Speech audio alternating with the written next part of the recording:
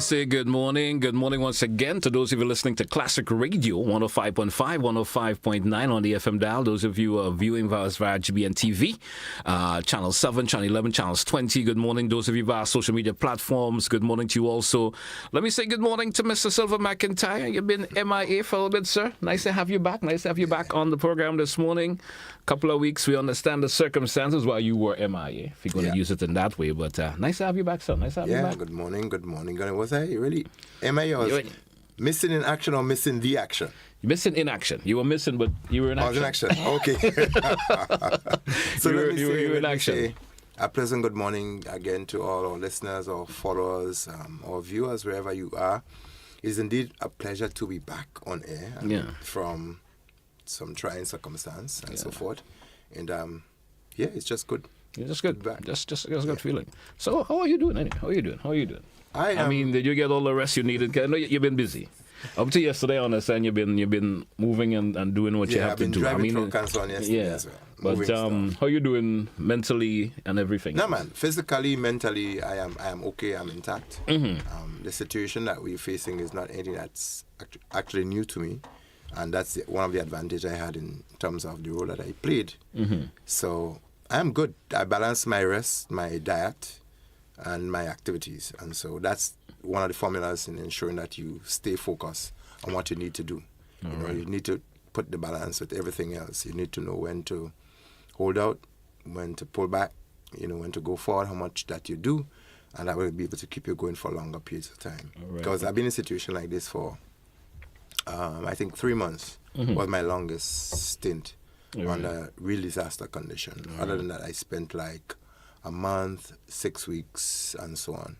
And for this one, actually, with Carriacou, I actually spent just over 2 weeks in frontline activities. All right. And that, again, before we actually go into it, I just want to express my profound appreciation to the Honorable Prime Minister and his team for really expressing that confidence in me and my ability to have led the ship in those rocky conditions in Carriacou and Petit Martinique.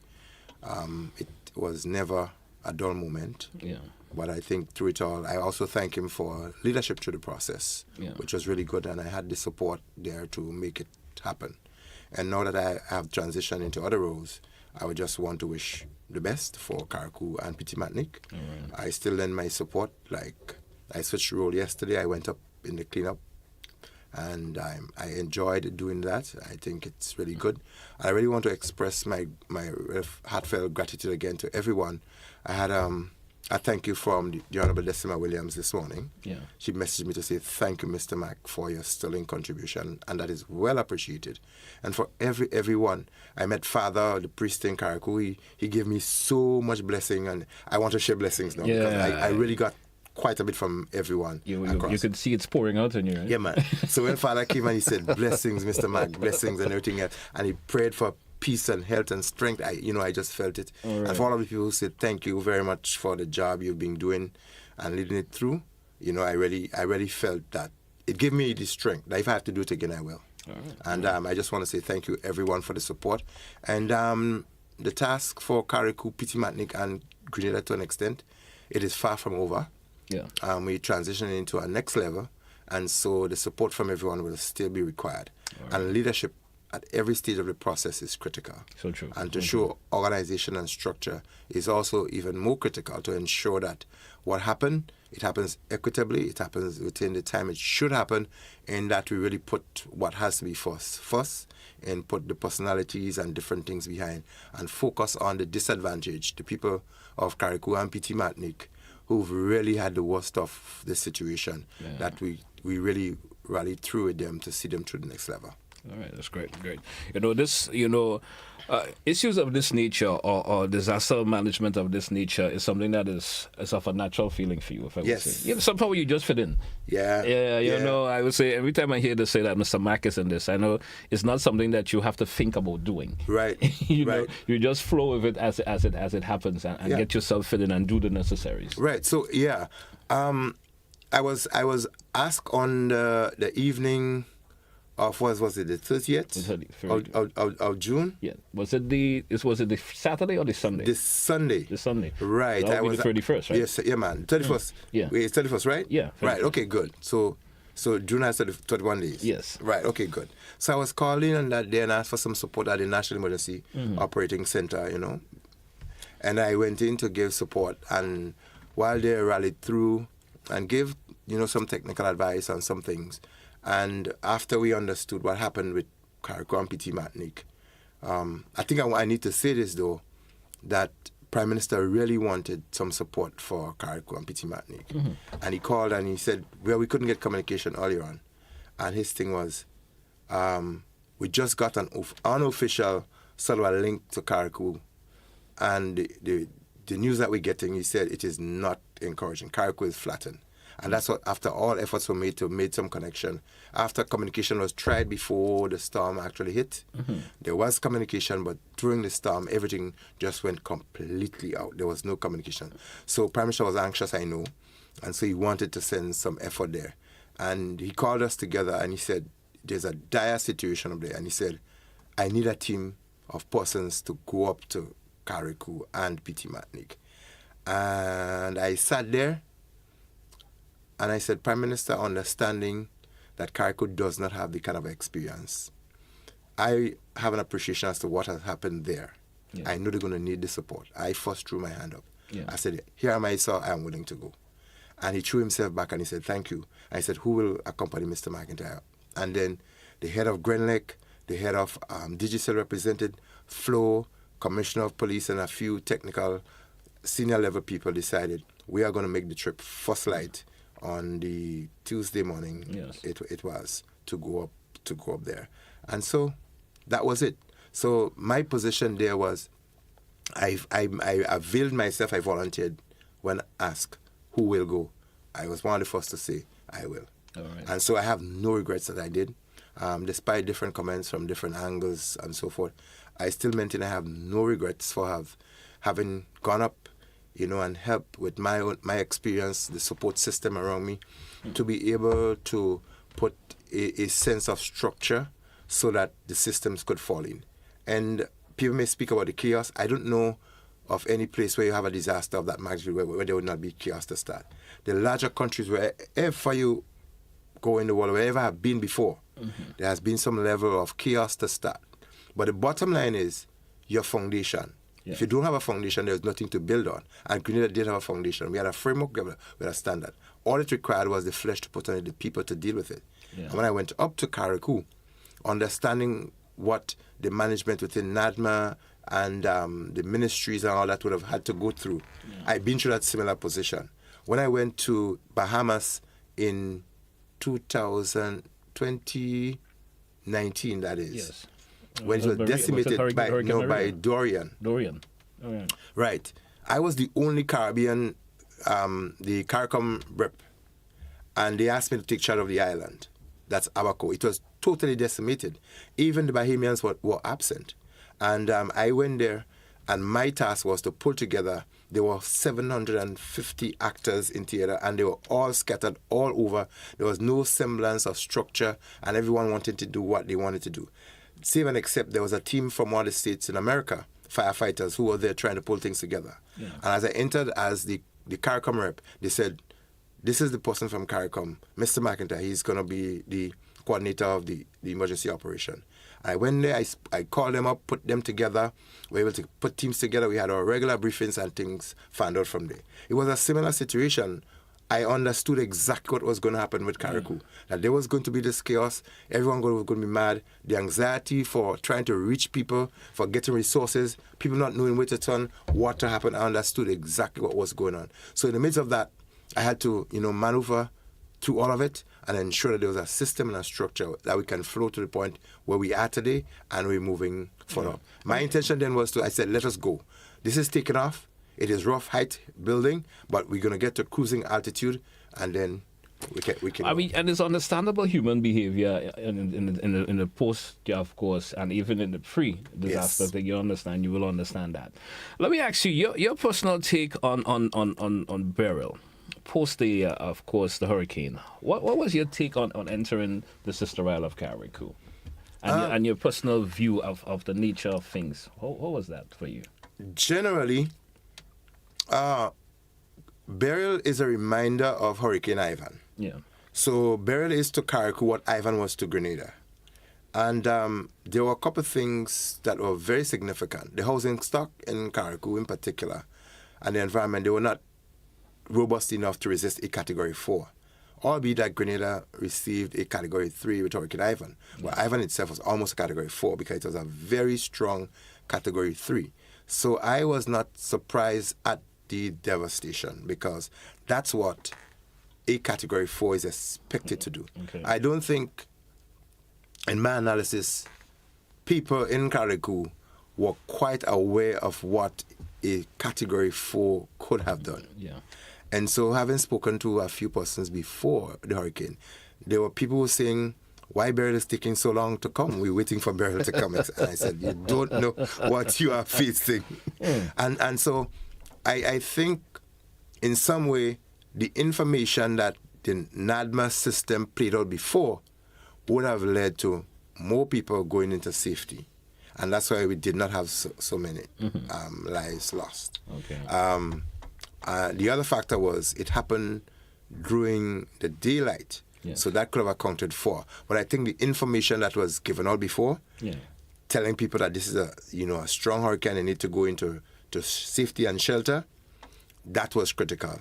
Again, shelters in our after-action review will have to be able to categorize the type of facilities that we do as shelters and what the engineers would say about them. It is time that we go to the point where we can say that this facility will withstand a Category 1, 2, 3, or 4. Yeah. There was a school, that's the Dover School. Yeah.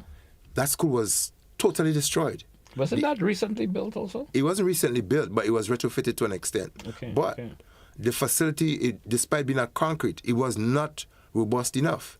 And so there were people in that shelter, and luckily they moved into the library section before it went. There was a container in the yard, it spilled over and damaged a few things, and the building itself, the walls crumbled. Oh, man. And so going forward, I would insist and I would recommend that the state mechanism go stage by stage, step by step. Any facility that is identified as a shelter, it should be categorized as whether it should withstand a level 1, 2, 3, or 4 or 5. Yeah. Because we cannot risk people's life in a structure that is designed for a Category 1 while we're facing a Category 4. All right. That is something that we need to go forward with. Yeah. So, going directly back to your question, facing Carriacou on the morning itself, because I came through Hurricane Ivan, I knew how the people of Carriacou and Petit Martinique felt. The feeling of all is lost, Carriacou will be no more, and so will be Petit Martinique. That's generally what was going through people's mind. And I felt the emotion of the people who were on the vessel with us. Yeah. Again, we had to have gone by the Coast Guard. Yeah. I want to say hats off to Mr. Bailey, who made his fishing vessel available to us, because the Coast Guard was not the size of the waves and so on. The size of the Coast Guard, again, this is something that we need to revisit. He was not able to take because there was a small craft advisory in effect. Okay. So the Coast Guard was unable to handle that level of the water at that time. So we had to use another vessel that was capable of handling that water at the time. The water was still very turbulent. Okay. So we had to face that. So I was saying the feeling of desolation, isolation, and everything was what was over the people. And you sense that, you felt it. Because as we entered, people were just leaving by smaller vessels. People were just exiting. And to date, we cannot say exactly how many people are left in Carriacou. Yeah. And Petit Martinique. So you're saying a lot of individuals left there. You went up there on the Tuesday. Yeah. And in the process of you going up there on Tuesday, you saw individuals leaving. A lot of people are just leaving. Leaving the island. And they continue to leave. Yeah. And as we move around, even... we never heard of that bit of information at all. There were people... Yeah. This is good. Yeah. And I tell you, that's first-hand information. There were people leaving. They were just leaving, and you see small boats just moving. To the mainland, Grenada? They were just moving off Carriacou. When they were coming to the mainland. And I thought they were going north because Union Island and St. Vincent was also decimated. Yes. So in my opinion, they were heading to Grenada. And so I still want to make an appeal on behalf of the organization, national system, that if people are in Grenada and you have not reported, you need to try to report and let people know that you're safe and that we can start accounting for the numbers. Because we have international organizations trying to figure out how many people are actually left in Carriacou and Petit Martinique. And you can tell it's minimal because you cannot, there are just under 400 people in shelters. Because we know Carriacou should have about roughly 9,000 people. Population. And you're saying only about 400 in shelters. And our census being going around, there were damage and needs assessment people that were going around. And they were doing also, it's like a cadastral. They were checking the level of damage. They were georeferencing the places where the damage took place. They were also interviewing people, and they were also listing the number of people that interviewed. The information preliminary so far is indicating that they may have just accounted for over 2,000 people. And where could we find the rest of them? And as you drive around Carriacou and Petit Martinique, you're seeing small clusters. In Harveyville, you'll see people at nights, down there, the music on and the lights and so on, down in Harveyville, close to the ports and so forth. You'll see people hanging around there, but that's just a few handful. And a little spot maybe somewhere in Hillsborough. Other than that, you're not seeing people around. So it is not right to say to a large extent that kayaks are not coming out to help, because I believe, honestly, that a lot of kayaks are not in Carriacou. They left. I believe a lot of people seen the level of the destruction. They said, hey, I can't stick around. I personally think a lot of people may have left. And so, Grenadians, I want to encourage you for our kind generosity, because whether they're Carriacouans or we're still Grenadians. And so those who've been going weekly as volunteers to assist, your contribution is greatly honored and appreciated. We need to go. Like I heard somebody saying, we're not going back and give them no help. They're too ungrateful. I said, no way, you should not be saying that. Because we understand the trauma. We understand how people are feeling coming through that stress, and they're still in shock. Yes, but I believe we have had a greater exodus of persons than people who are there that are in shock. And so this is why I think the government has analyzed the situation, realizing that Carriacou would need that continuous support for a while in cleanup and rebuilding, and the effort is continuing every weekend, and that is a noble initiative. All right, great. Mr. Mack, we do for a break. Let's take it. We have so much to talk about this morning, but we certainly will, of course, entertain the conversation when we come back. Stay with us, folks. It's To The Point here, Classic Radio. We'll be right back after the break. Don't touch your dial.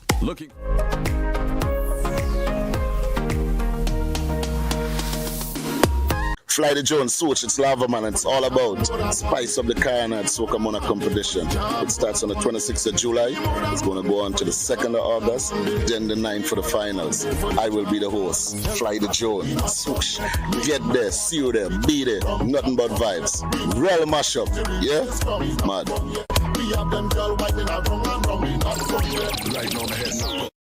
Get the kids together. Get them dressed. We're heading out to total fun and excitement. It's Uncle Talbrig Kids Fest, Saturday, 27th July. More rides, more slides, more go-kart, more horseback riding, more games, more bouncy castle, and much more face painting. And all rides are free. That's right. All rides are free. Just get the kids in. Plus, much more cartoon characters.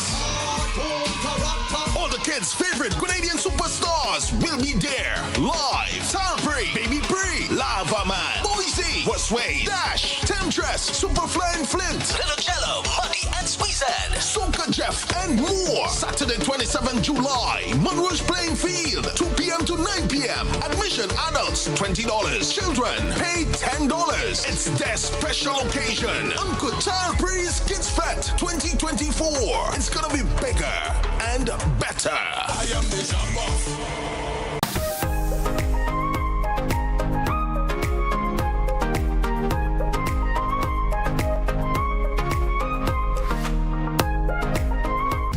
Coming up, African emancipation celebrations build towards the big day. Crop Over rolls towards its own colorful conclusion. One of this region's top banks continues to demonstrate the power to make a difference. Welcome to another award-winning Home Away from Home. Caribbean athletes ready for the world. Souvenirs stitched from scratch. It's all next on this station.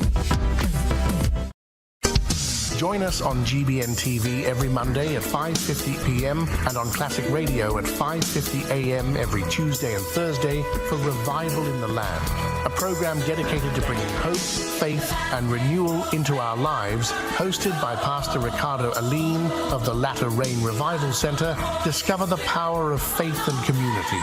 Revival in the Land, where hearts are healed and spirits are lifted.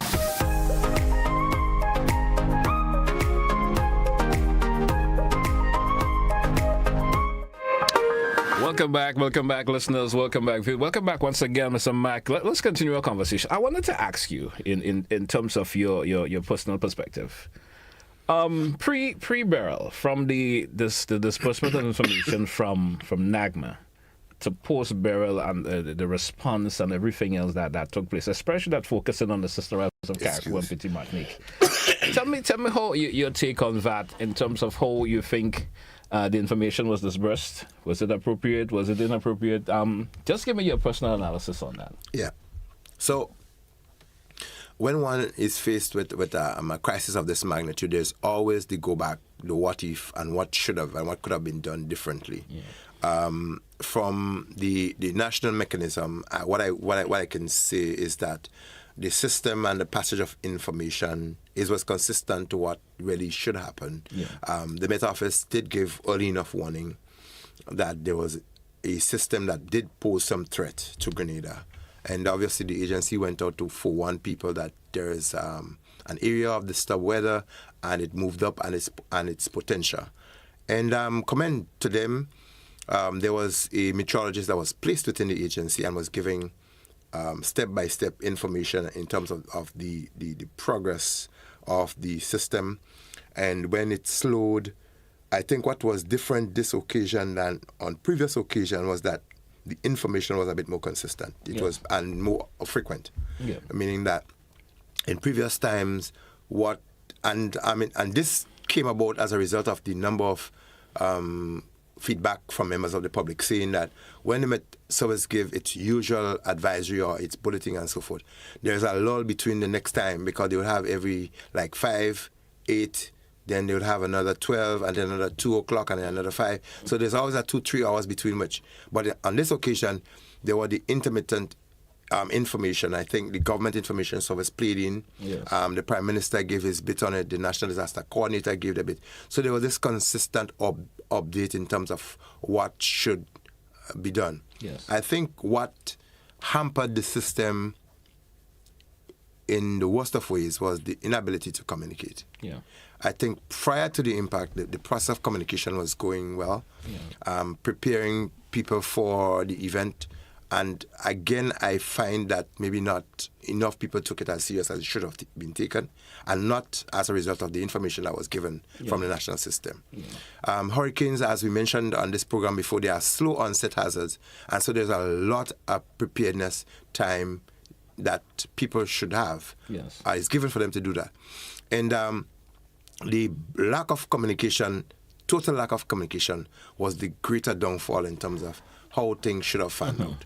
And even what should have been the redundancy within the system and the backup, even the redundancy and the backup failed. Failed also. And so I mentioned it 1 time, 2 times, about 3 times before on national programs, that there has to be, a thorough look into what may have caused that.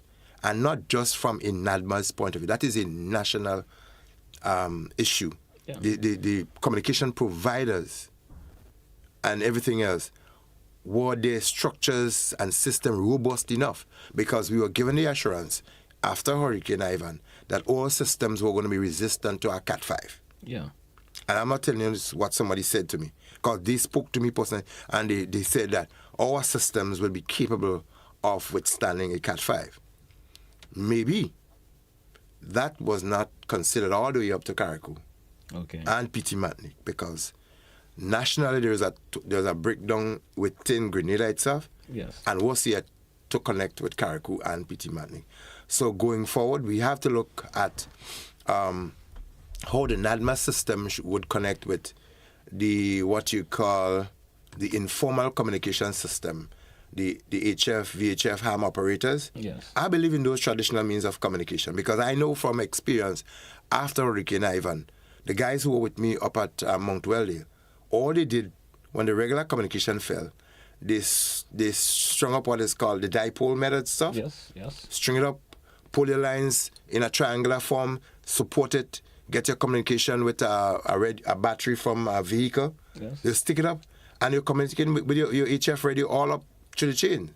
So that in itself left some to figure out why this was not able to happen, so that at least by HF or VHF we could have communicated with Pittimatnik and Carriacou. I think it's something we could explode. Yeah. And then the cell towers from some of the service providers, why did they have to go down at the time which they did? Yeah. And what they tested, and did people give them 649s in terms of the structure that they were built with? The type of material. Or the type of material they were built with. Going forward, we have to look at how robust these things are, because people's lives are at stake and communication is critical. Somebody said the basic physiological needs happen to be shelter, food, clothing, and now I think there is a third one, communication. Communication has to be fit in there. Communication is critical because you speak about artificial intelligence and all of that. So people envelope this entire process as to how they communicate and relate to each other. You say every household have a phone or two, then why were we not able to communicate? So I would not put the system down of NADMA because, again, every crisis creates a different kind of a challenge. I don't think it was envisaged that there was ever going to be a time when Carriacou is going to be totally decimated that they can't speak to anybody. Despite you can say, well, disasters can happen.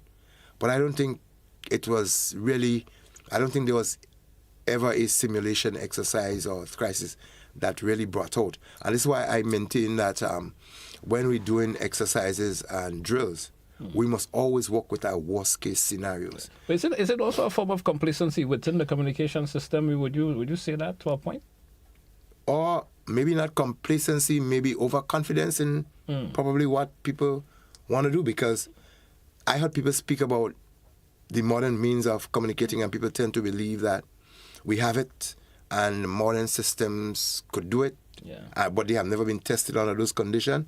So maybe you may say complacency to an extent, and maybe overconfidence in what people think existed. Yeah. So it could be. I mean, there's a balance between. There's a balance between both overconfidence and complacency to a point. Yeah. Well, this is modern times, so things are good. That's as some folks would say. Yeah. But sometimes the older traditional ways of thinking always seem to have stand up. Even better than modern. These days.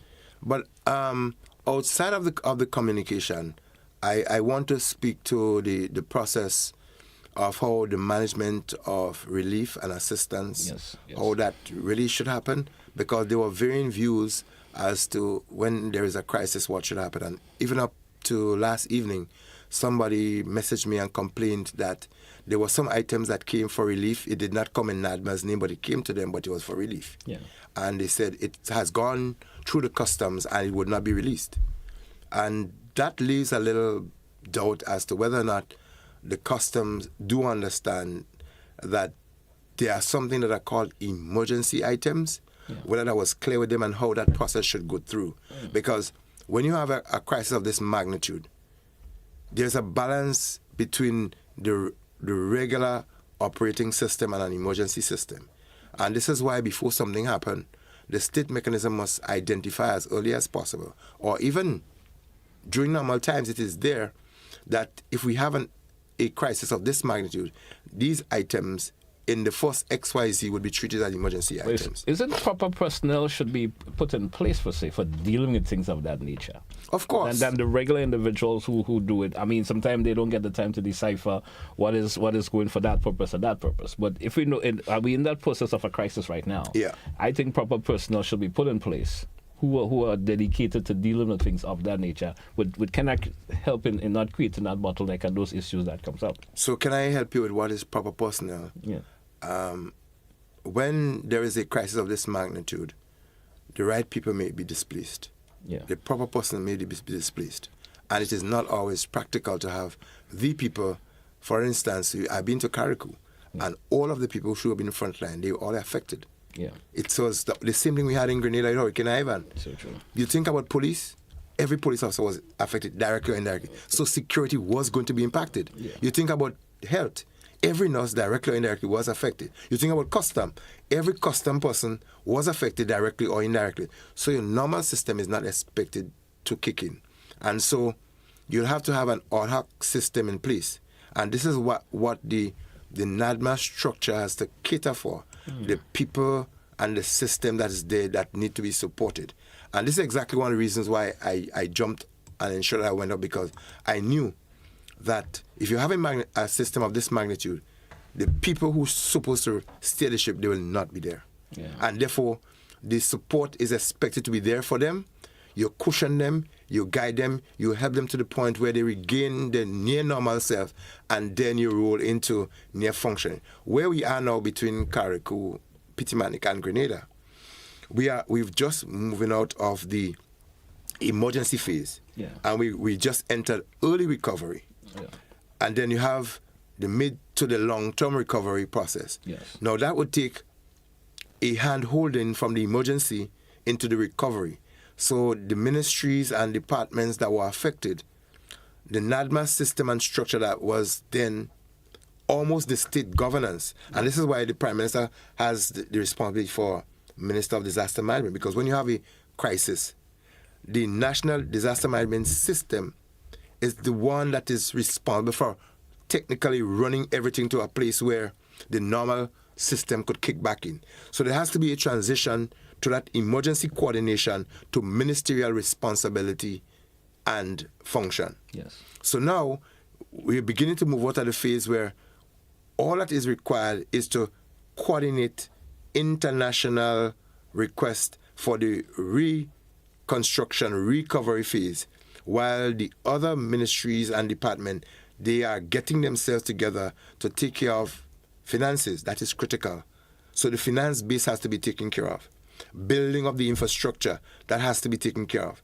The agriculture sector, that has to be resuscitated. So while this department come up to take the normal role, there has to be a coordinated mechanism that still takes in what pledges and interests still there for Grenada as they prepare to receive and take up the normal function. But Grenada is not there.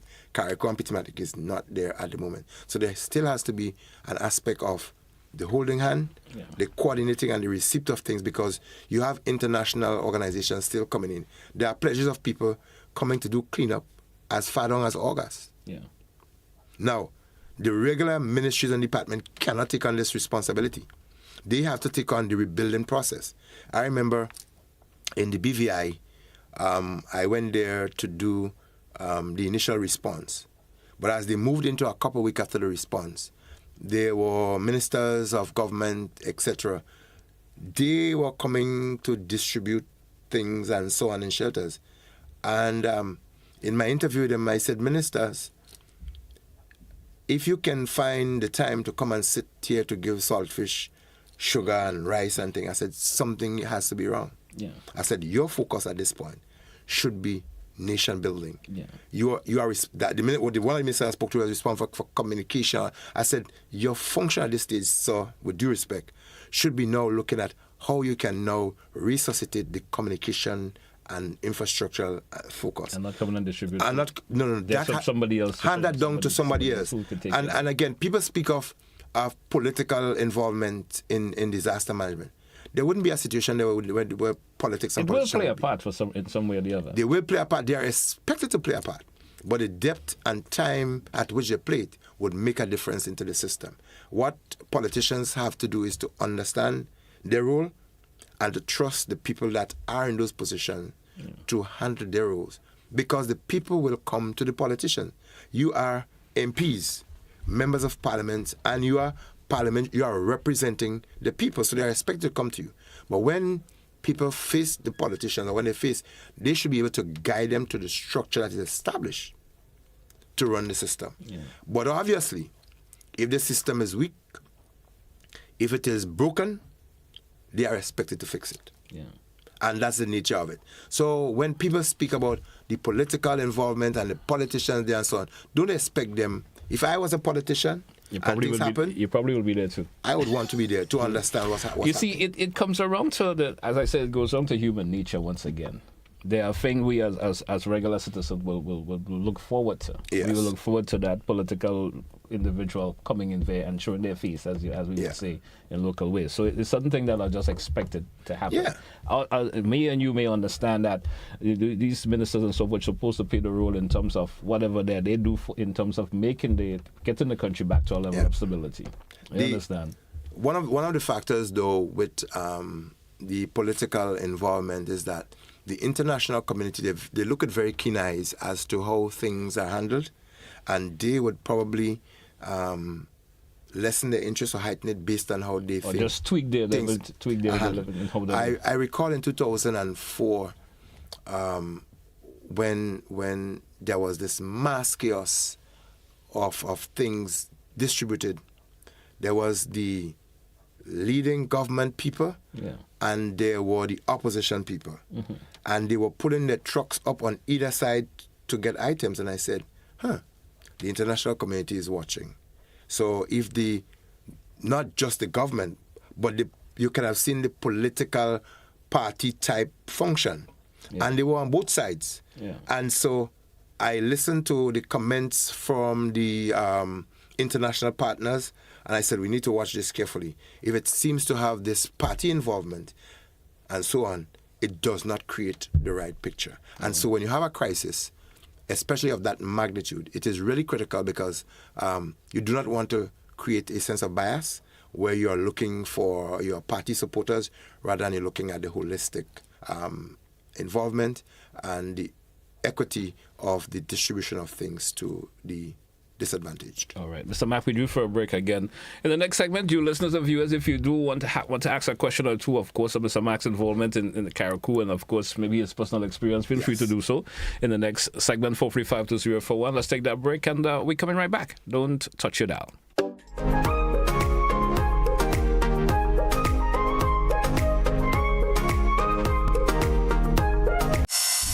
Ready for the ultimate family fun day at PAL Kids Fest. On July 20th at 1 p.m. at the Moulin Rouge Playing Field for an unforgettable day packed with excitement. And guess what? Admission is absolutely free.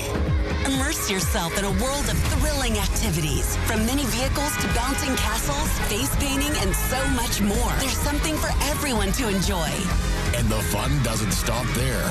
We're giving away incredible prizes, including Amazon Fire Sticks and a flat screen TV. Don't miss your chance to win big. Eats and drinks on sale. Don't miss out on the biggest event of summer. Bring the whole family and make unforgettable memories at PAL Kids Fest. See you there. This ad is sponsored by Terry's Yacht Services, Modern Photo Studio, Maitland's Trucking Services, GBN, and 92.5 FM. Last say I had a dream. It was a scary scene. A dream of soca monarch. Watch how the place mash up from front to back. Whoa, last say I dream. Soca monarch will never be the same. I say I dream. After last say I coming back again. Tell them I dream that people will be shouting out my name. I say I dream. Soca monarch. Last say I take us something and show me. Of course, right now, my name is Shamak. I want to say thank you so much to each and every one of you outside here for the support, for the continuous love from since last year to this year. Thank you so much to GBN, Again, just want to say to look out for Shamak in Groovy semi-finals, in Power Soca Monarch semi-finals, and most importantly, GBN Spice of the Carnaval Soca Monarch. I definitely will be there as well, performing beautiful song, Dream. So look out for you guys there for the support. Thank you so much, Shamak.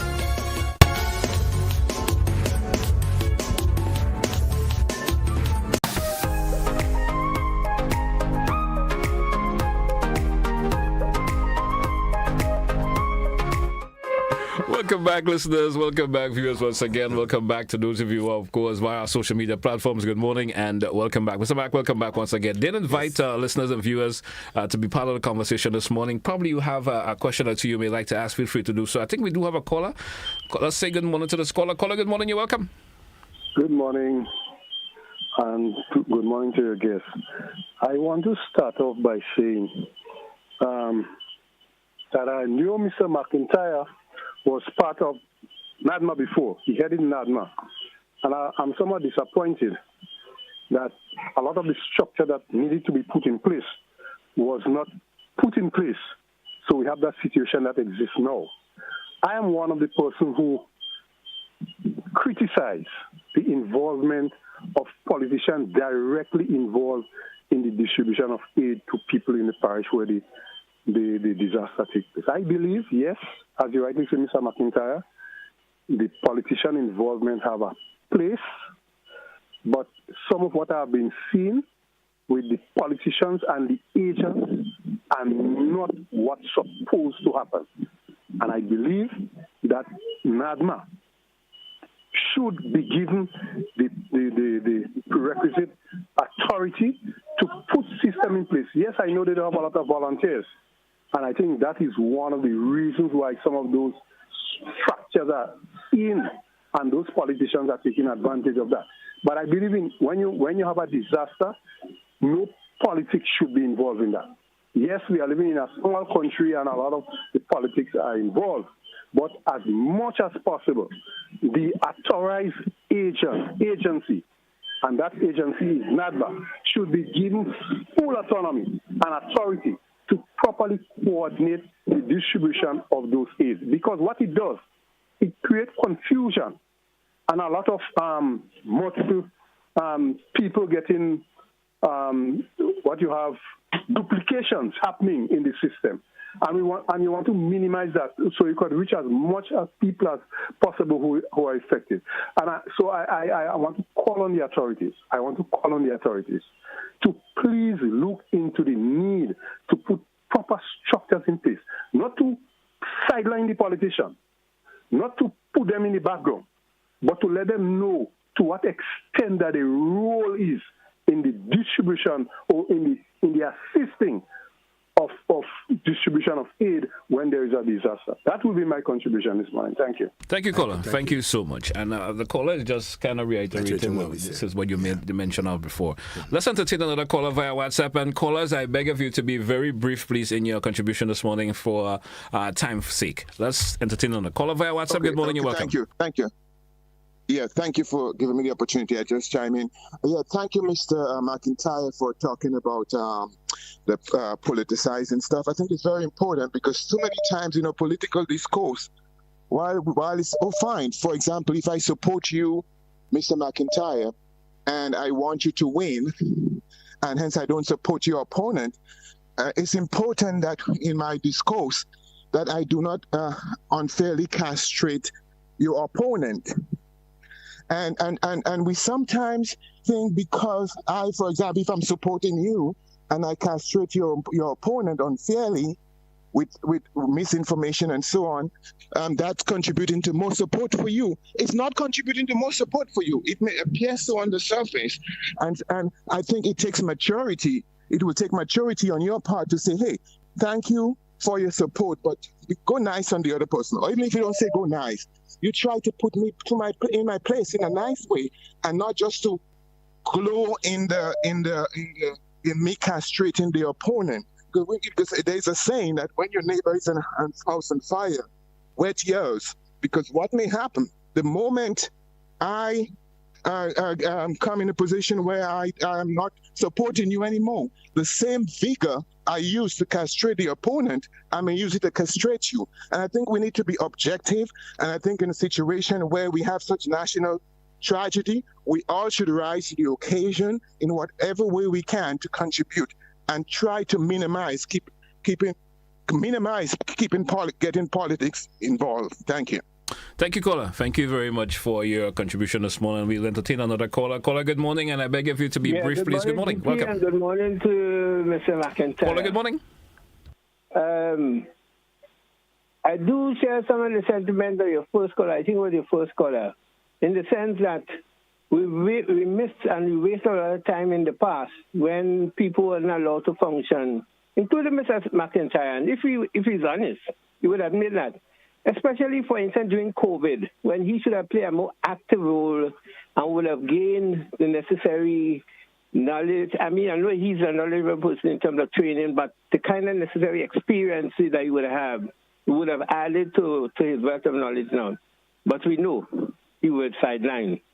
Now, I still hope that we could deploy or integrate the Sendai agreement. I have been advocating for that.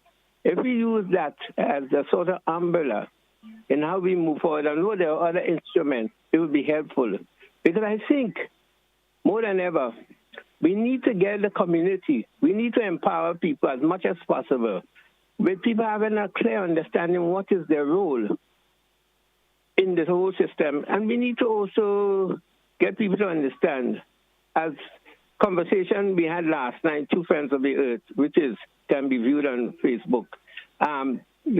We must find ways of empowering our people to respond collectively to disaster as a way of life, as a factor, but also we have to hasten our ability to speak to power, especially those who are generating the destruction that we face. I mean, finally, we need to de-religiousize a disaster. Disaster is not God sending to punish anybody. That's a natural part of life. But what we need to do is to respect nature, live in harmony with nature. So when nature has to do its thing, we do not necessarily give it energy like we have been, like for instance, the first hurricane we had for the season where, excessive energy in the ocean, generated the kind of rage, you might say, that came from the hurricane. Thank you very much, gentlemen. Thank you, caller. Thank you so much. Let's entertain another caller. Caller via WhatsApp, good morning, and I beg of you to be brief, please. Yes, GT, good morning. Good morning, Mr. McIntyre. Mr. McIntyre, I know you've been through so many of disasters area, because I remember like in St. Vincent that the volcano time you was there, and a couple other countries you visit. Okay, as somebody that was on the ground in Carriacou and Petit Martinique, some people said it was like a category 5. Okay, I would like to hear you describe it from all the places you've been before with the disaster, if you think that was the worst. And also, again, did you get a chance to make a run to Union Island and see the devastation? And then how would you compare it? Okay, have a good day, GT. I think. Yeah, thank you also. Thank you. Mr. Mack, I'm going to give you some time to, of course, we've been taking the calls back to back, and they're coming quickly, but... The previous callers just complimented basically what we said before. So this other one has some specific questions asked. Mm-hmm. In terms of the devastation in Carriacou, I did say that Carriacou's impact is what Ivan was to Grenada, basically, in 2004. Yeah. But to the extent Carriacou has had a category 4, Grenada was a category 3. But per capita, Carriacou's situation is worse than it was for Grenada, because it is a smaller island in itself receiving a category 4 hurricane. The infrastructure as it existed was very fragile. The housing stock was very fragile in that what is identified now is poor construction. Yeah. And the age of some of these things. So that level of destruction was expected based on years of poor quality design. Albeit there are a few structures that were built properly that actually are standing strong in Carriacou. So everything in Carriacou and Petit Martinique were not destroyed. Just the ones that were suspect, that had poor design, they were totally demolished. And people believe that wooden structures cannot stand or withstand category 4. Some did withstand, despite some of them were sheltered or otherwise.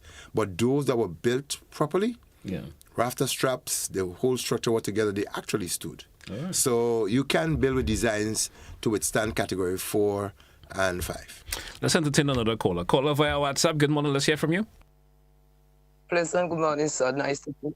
Thank you for taking my call. I just want to say, I don't know, this morning around 3 o'clock, wee hours of the morning, there was a severe wind that was blowing. And I was wondering if we having another storm or something coming our way. And when a little while afterwards, thank God, the wind just subsided and gone.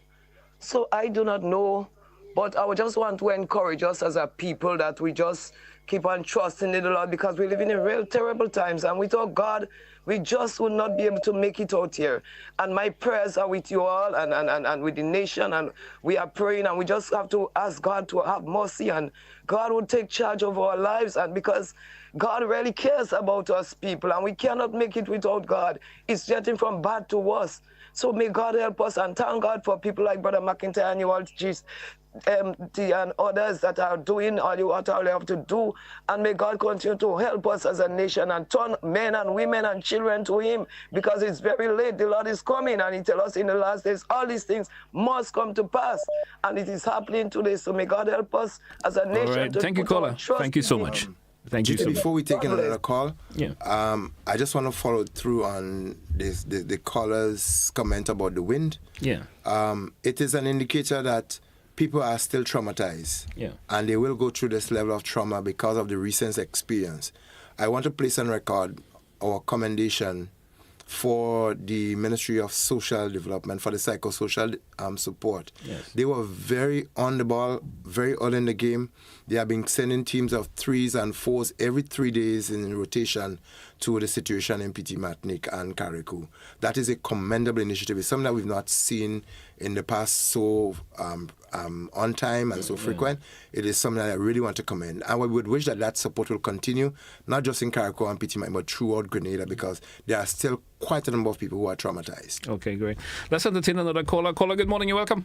Good morning, my dear brothers. And I just want, it has been observed that the people who have been made available to distribute items during disasters, sometimes as you rightly see, they would have preferences in terms of the political stand. But I suggest that, these people should have been trained before to know the dangers of doing that. Sometimes the government of the day means well, and they will use certain people to distribute items to help people who are involved in disasters. And these people may politicize the thing and, back up those who are in the party. But I think these people should be trained and shown the danger of doing these things before. Don't wait till a disaster comes, but let them be trained beforehand, so they'll be better prepared to distribute items when disaster comes. God bless Thank you. Thank you, caller. Thank you so much. Relevant point there from the caller. We do have another caller. So when the calls are coming very rapid this morning, let's say, caller via WhatsApp. Good morning. You're welcome. Good morning, Mr. Teacher.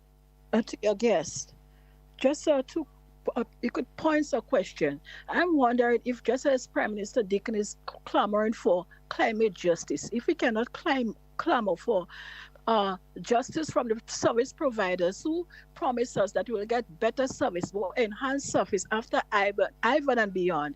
Like, for instance, Nawasa, they construct this massive building on Lucas Street and they promise us enhanced service, yet the prices, the service fees are going up on the Grenadian public, and a little wind blow and look what happened to us. Communication down, electricity down, water down for days on end.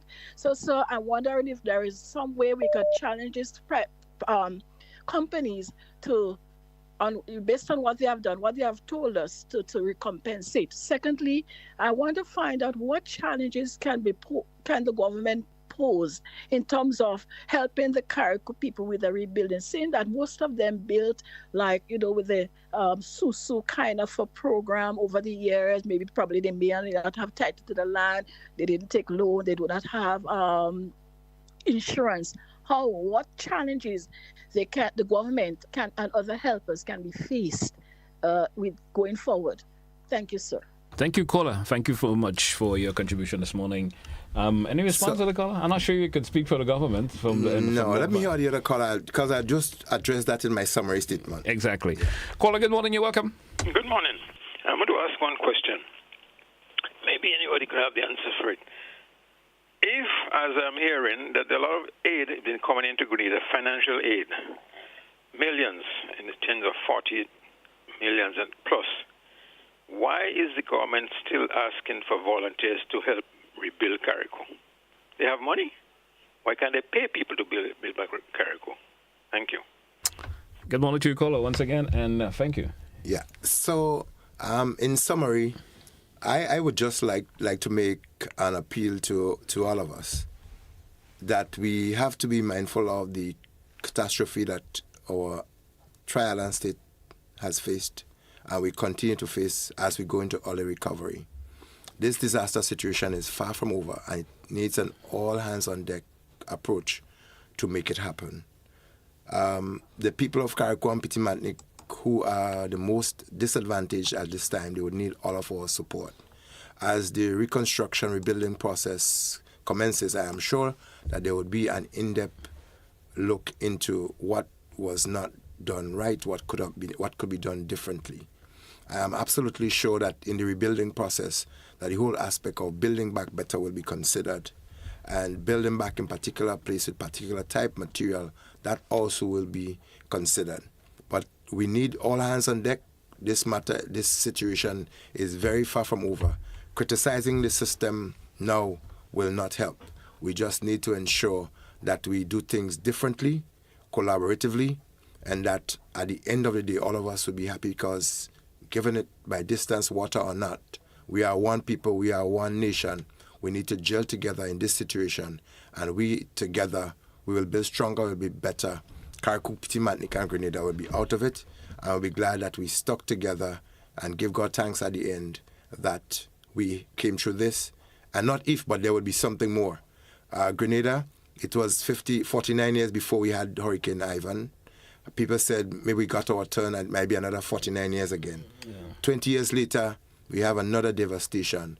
That's the reality of climate change. Maybe if we put 50% to it, maybe in another 10 years, maybe 5, maybe 1 year. Yeah. The bottom line is it only takes one hazard to create havoc. So we need to be prepared at all times. All right. I think that was a great summary there, Mr. Mac. So, Mac, we have to continue this conversation next week. I think we have just raised the surface. There's much more of the experience, that you can speak about. Yeah. And we will continue on this next week. We see folks are still calling in, but this is where we're going to take a wrap for today's program. Thanks all who contributed. Those of you sat at home and listened. Those of you who viewed, thank you so much for being part of today's edition of To The Point. Join us again for another edition tomorrow, once the Almighty permits. Mr. Mac, all the best once again. Thank you, sir. Thank you all again. All right. Hey, folks, goodbye, and have a good day.